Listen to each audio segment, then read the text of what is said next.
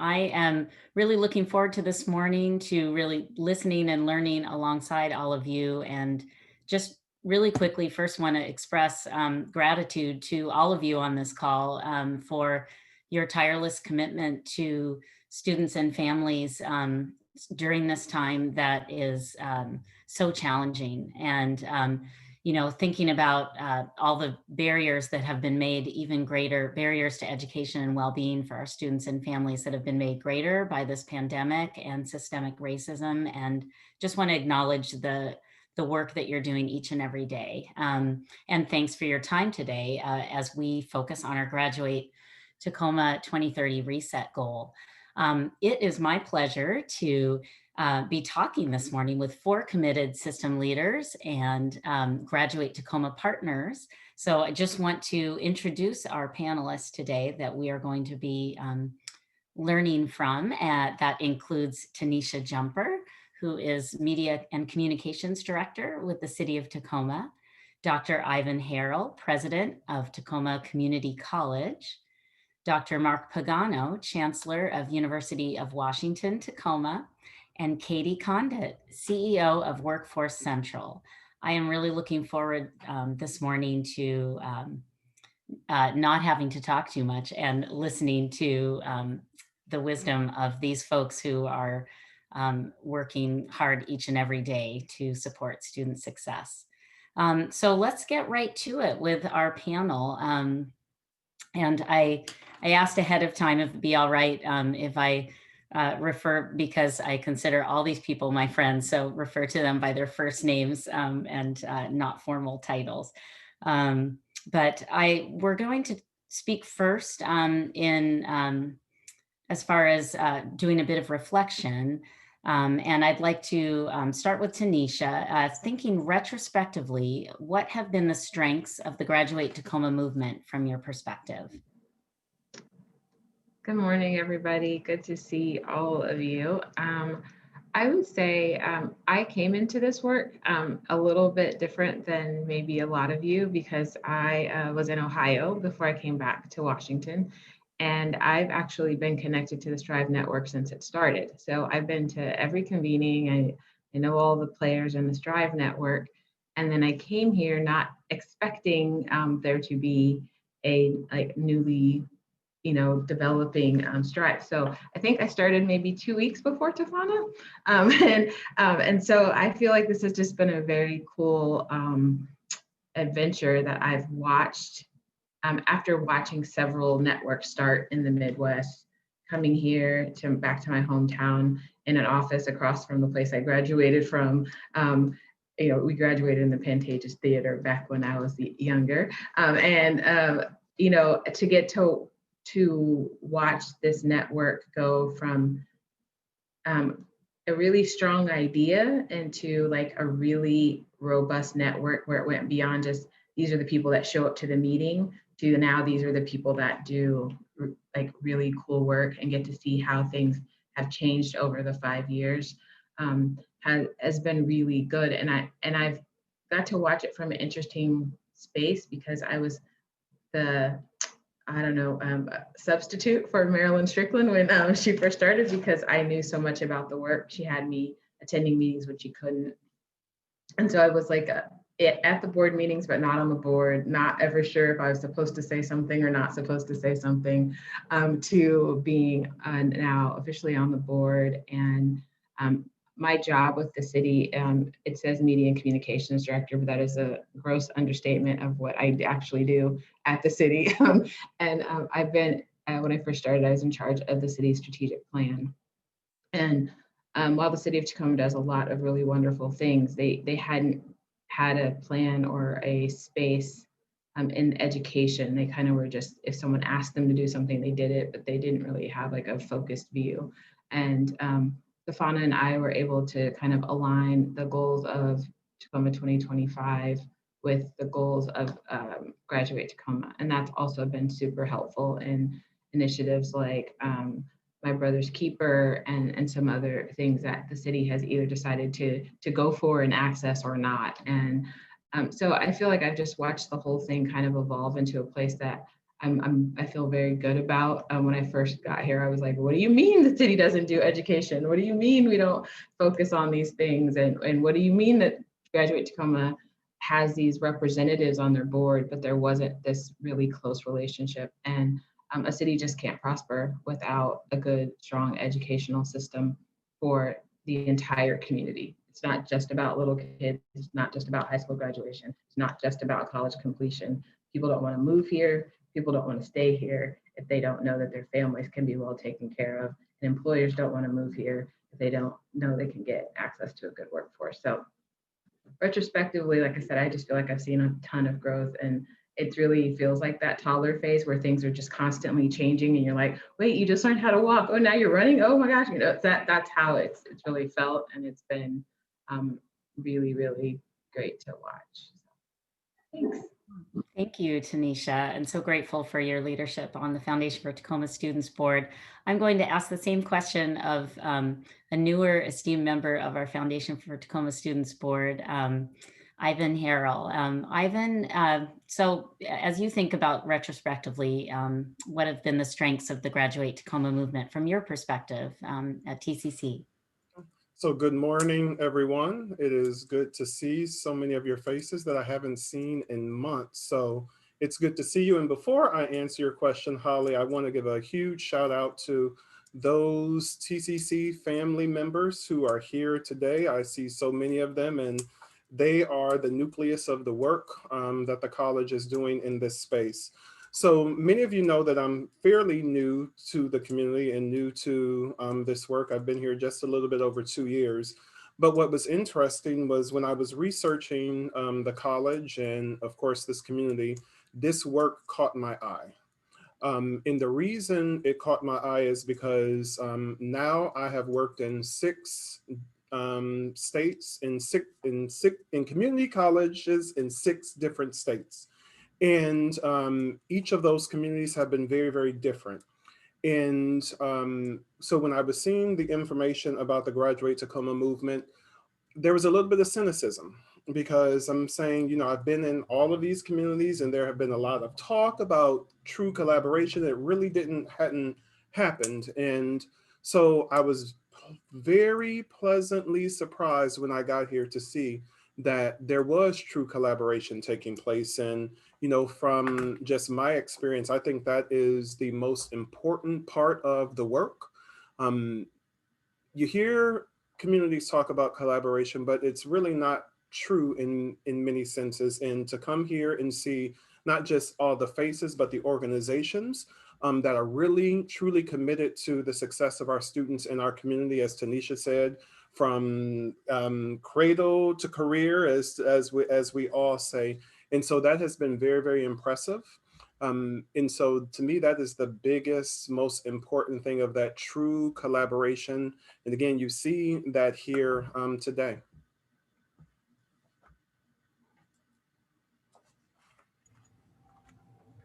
Sorry, I'm muted. Thanks so much, Ivan.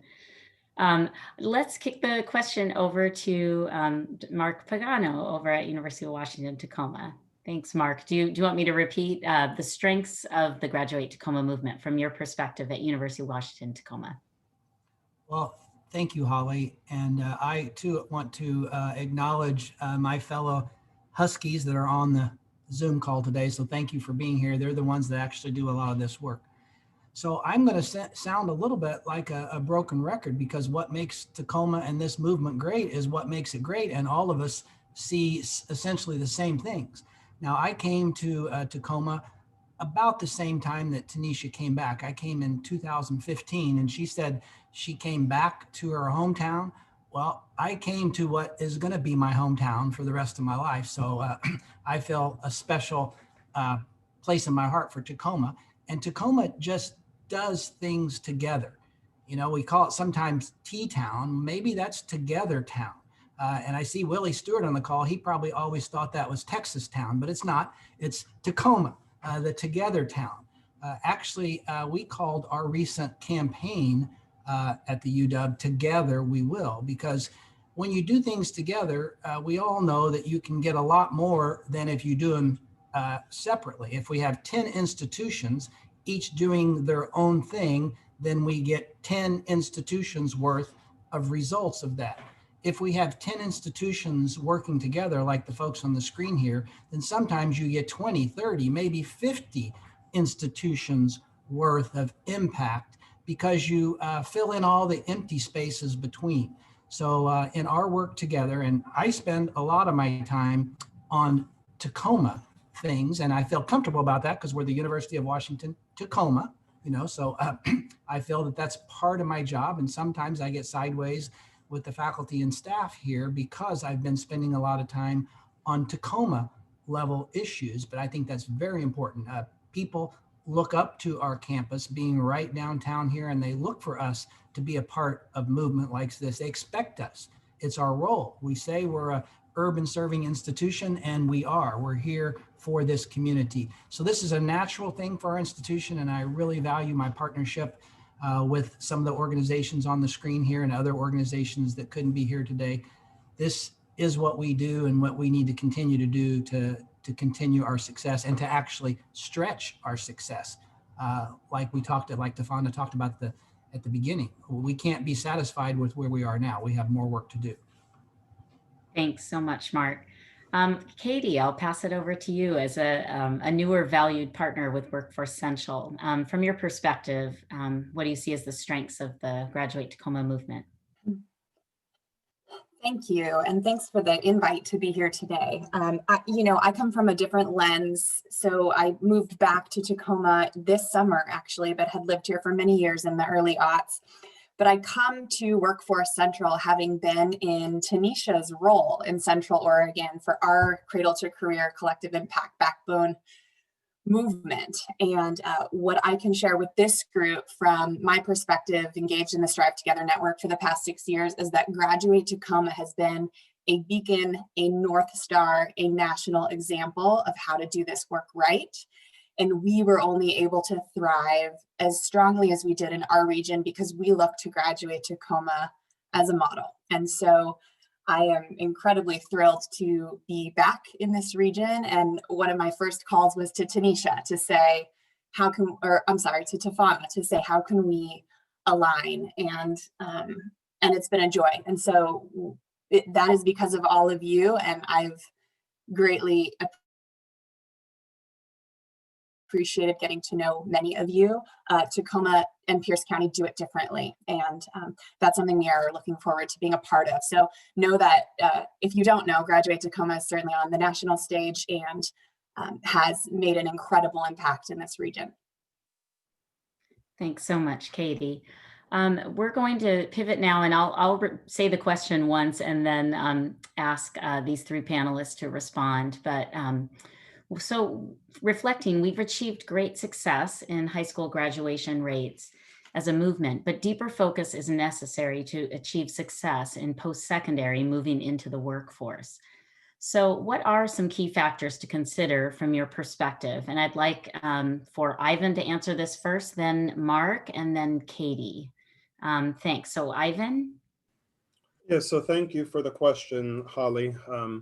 One amazing thing about Tacoma is the amount and quality of higher education institutions that are available to our community. And so as I have been pondering this particular question, I've thought of a number of key factors.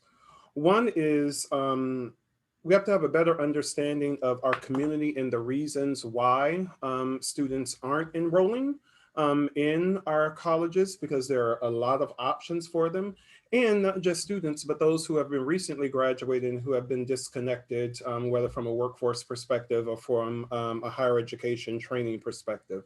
And sometimes, I think about it from kind of a clinical perspective where, we say there's an issue and we start coming up with all of these initiatives where we haven't spent the amount of time with really assessing what is the disease or the problem that we're trying to address. We start just pumping out medicines. And so really having these deep conversations with our community, in particularly certain parts of our community that we know there is a disproportionate impact on college enrollment as well as going directly into the workforce. The second thing I thought about is having, although we have good connections with our K-12 system, having even greater connections with our K-12 system in our higher education institutions and workforce, particularly from an information sharing perspective.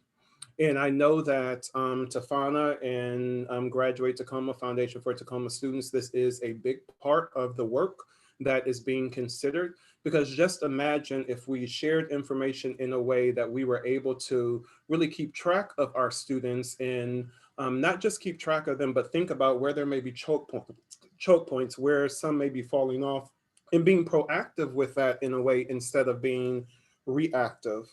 The third thing I thought about is us being very clear, as was the case with improving high school graduation rates, on what our goals are as a collective action network. In having the agreement of those goals from all of the entities that will be doing the work, and specifically the CEOs of each of the organizations. Because if the CEOs don't understand and agree to the work, the likelihood that it will funnel down into each of our institutions is going to be pretty small. And it's important to not just have those CEOs agree on those, but there has to be also the participation of folks in our institutions at all levels within the institution. Fourth thing I thought about is thinking about all of the great lessons that were learned with the work to improve high school graduation rates and how those can be applied to this particular work. And the last thing, as all of us know, is how we can continue to garner funding, because we know that each of our institutions and entities, that is something we're struggling with. And so being able to have the funding to not just implement a lot of the great work that we know will help in this space, but give the time to have the in-depth conversations, to do the in-depth work, to understand and put things in place to increase the post-secondary enrollment rates, as well as our students going directly into the workforce. Thank you so much, Ivan. Mark? Yes, thank you. I'm again going to echo a little bit about what Ivan said, but really there's three parts to this. There's more than three parts, but I'm going to focus on three parts to this. I'll use an analogy. If you look at the student trying to get to the goal, a family, wage, career in the future sometimes, so they'll have a great life for them and their families. It's like them paddling upstream to get there many times. So we need to not only help them, paddle upstream, but make sure we have them on the right river going to the destination. Because if they have to go upriver and come back, it's going to be worse. So going to that, back to that together statement at the beginning, we need to work together to make sure the students who are ready and do come to us in higher ed in Pierce County, and Ivan said, we're blessed with many different kinds of opportunities, but we have to work very closely together to get them in the right spot. And we don't want to compete necessarily to get a student that's not really adapted or wanting a spot in our institution. We need to all work together just to make sure they get in the right spot. So that's the first thing. And then once you get a student that's enrolled in your institution, it is our responsibility as UW-Tacoma to do everything we can to help that student be successful. And we take that very seriously. When I first got here, the second week I was here, I was whisked off to a conference, and Amanda Figueroa, who's on the call today, knows about that. But we went to a conference and learned about seeing every student as an asset, not a deficit, that we have to work to bring them up to our standards, but we look at them as an asset and celebrate what they bring to the equation here and work with each and every student to get them from where they start and where we start together to the finish line. And that's a heavy lift. And we spend a lot of our time doing that at UW-Tacoma. We change as we go along. Our student body changes as we go along. The environment that they are living in changes. Right now, we have to respond to the environment they're in right now. And again, we have to work together.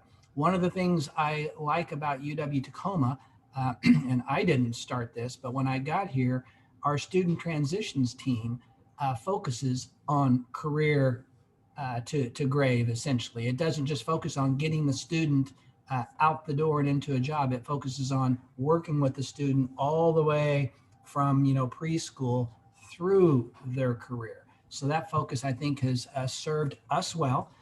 We're not done with that, though. We do surveys to understand how our students are succeeding in the workplace, and oftentimes they're not completely equipped in the right way. So it's our job to work on that on a daily basis to get them equipped for the jobs and the type of work that's out there right now.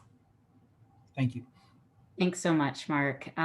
So Katie, what key factors do you see from your perspective in workforce to achieve success?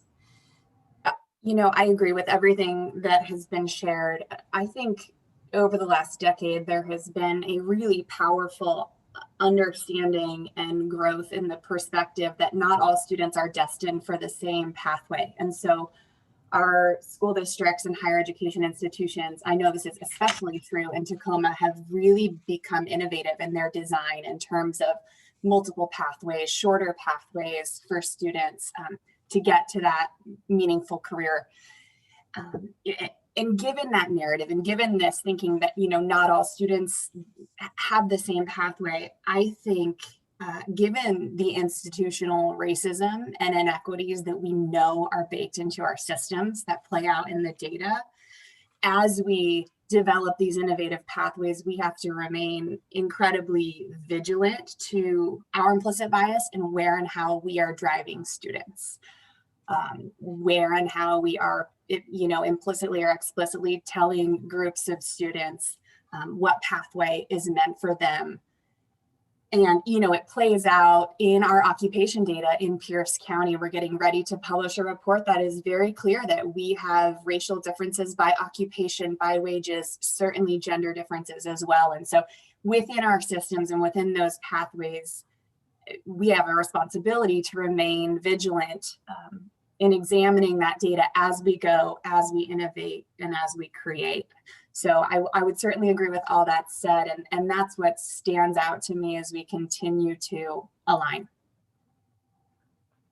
Thank you so much, Katie. Thanks so much to think about, for us all to think about. Moving on to our last question, and we'll start with Tanisha. So thinking forward, what opportunities or challenges do we have to address as a movement in order to achieve success, especially given our environmental challenges?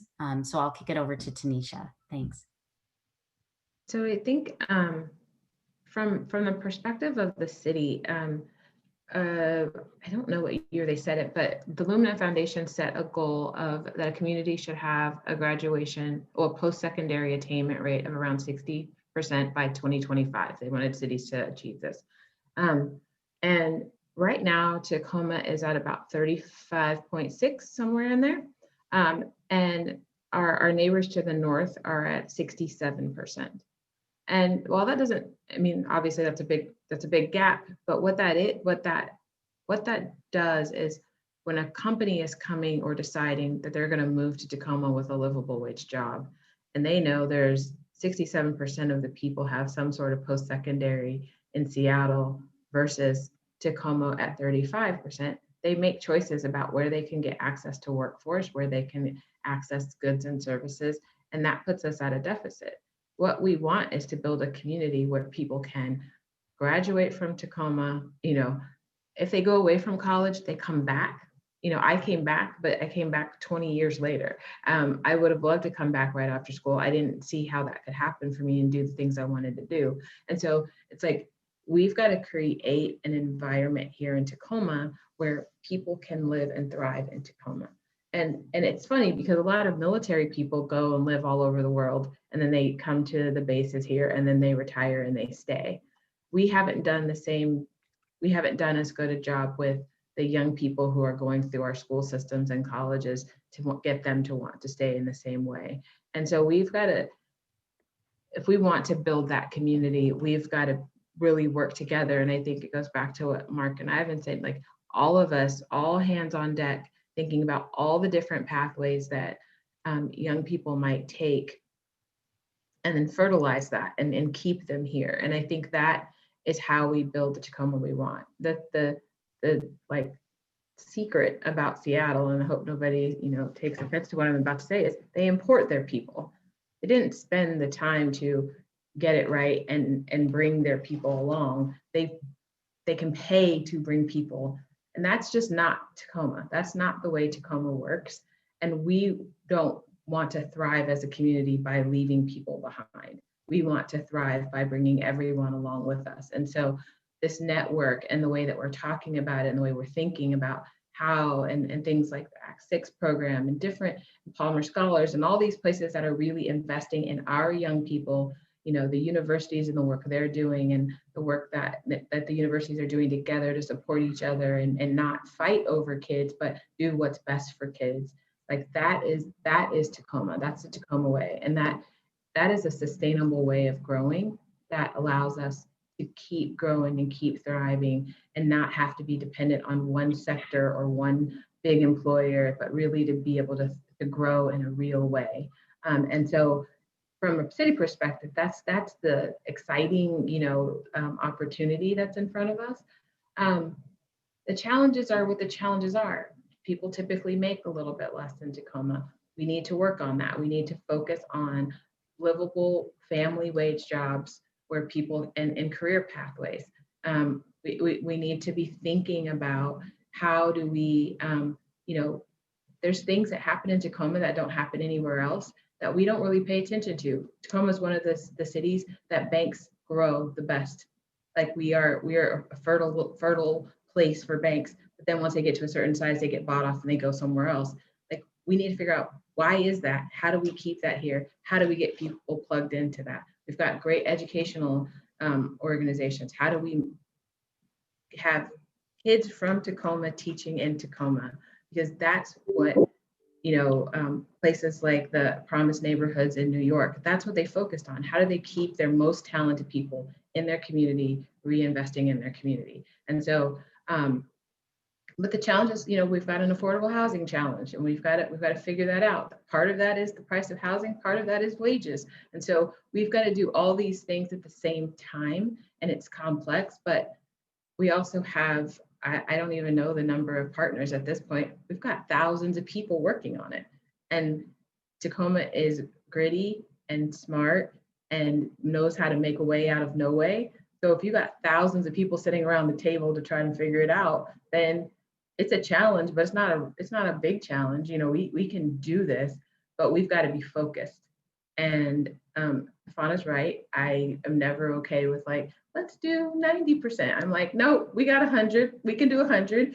So I feel like, every kid that comes through Tacoma, where they come for high school, kindergarten, or they come for college, should be able to stay here if they want to stay here. And that should be our goal. That the only reason kids are leaving is because they're choosing to leave, not because they feel like they have no other option. So, I'm in for 100% and I'll do my part. And I feel like there's lots of nodding heads. So, if we're all in it, then we're going to do it.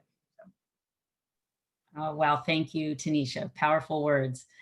I'm going to kick it over to Ivan to talk about some opportunities or challenges you see from your perspective that we need to address.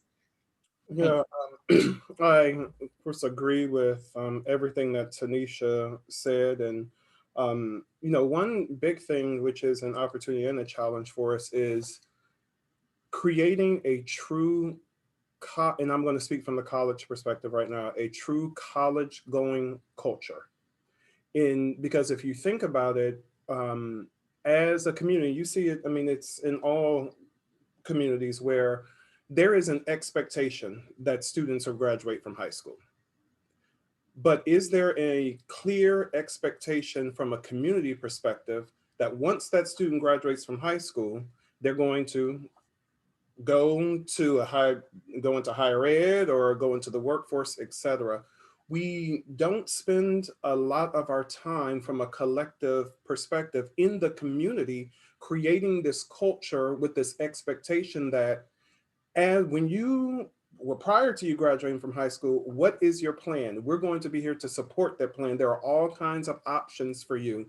And so how do we create that? Because again, it's an expectation for all of us that a student graduates from high school, but is that expectation as high when the transition part after that high school graduation is complete? There is also the opportunity and challenge for alignment, accountability, alignment, action, and accountability, because that's the accountability piece is big.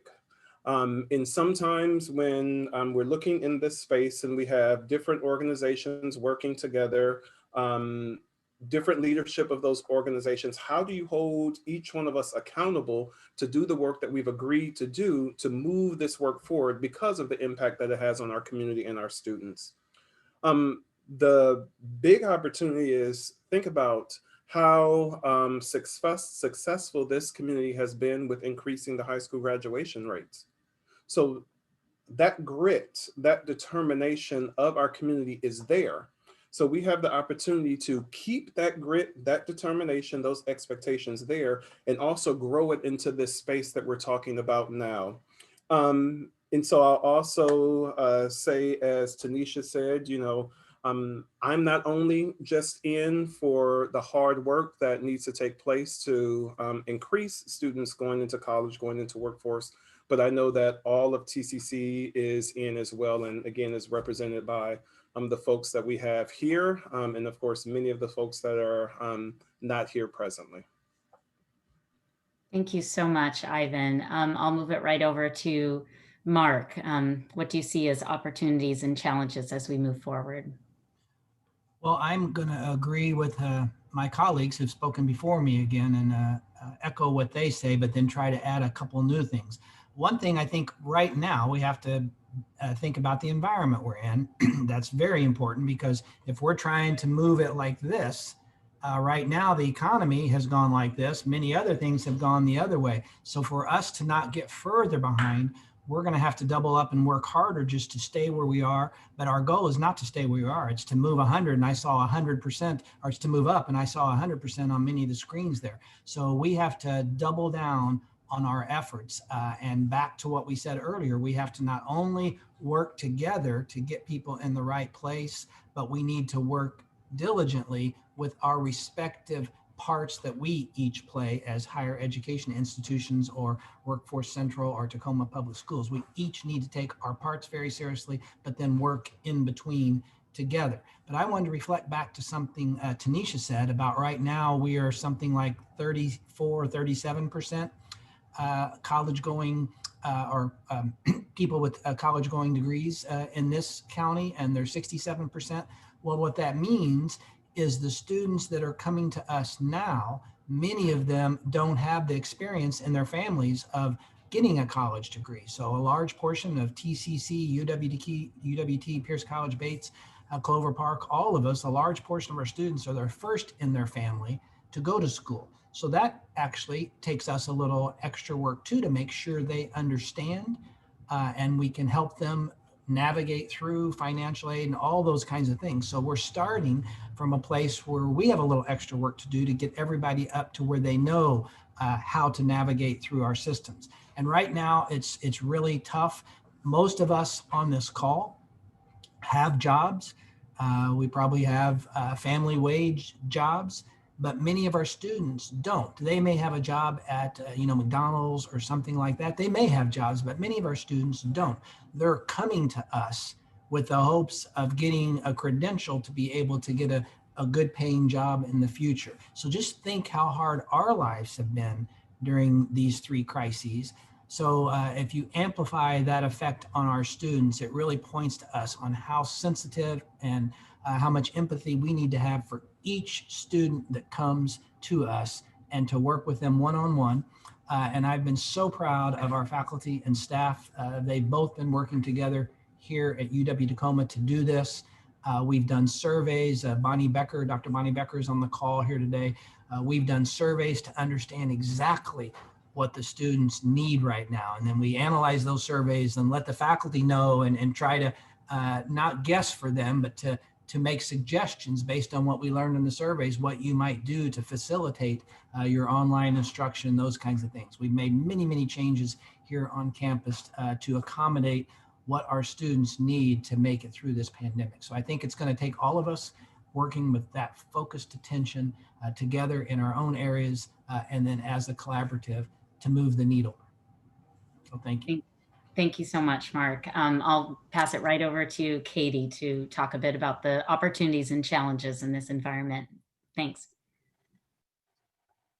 So much good has already been said that I'd like to just kind of build on and respond to that.